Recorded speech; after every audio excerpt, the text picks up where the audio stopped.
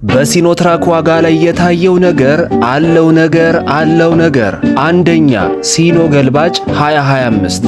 ይህ መኪና በባንክ የተያያዘውን እንደ ምሳሌነት ብንጠቅስ 340 ኤችፒ ነው። ከ9 ሚሊዮን 600 ሺህ እስከ 9 ሚሊዮን 700 ሺህ ብር እየተባለ ነው።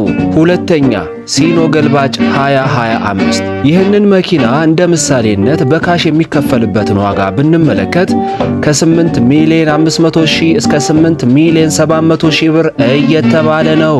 ሶስተኛ ሲኖ ገልባጭ ባገለገለው።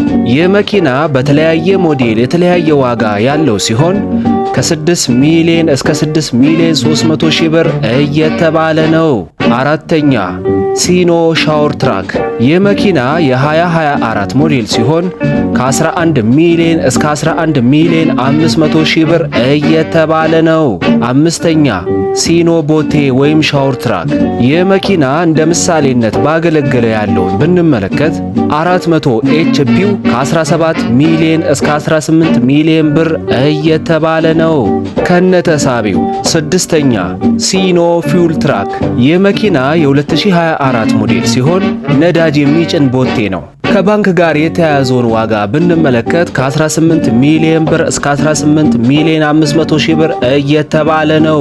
ሰባተኛ ሲኖ ካሶኒ 2023። ይህ መኪና 400 ኤችፒ ሲሆን 11 ሚሊዮን ብር እየተባለ ነው። ስምንተኛ ሲኖ ካሶኒ ከነተሳቢው።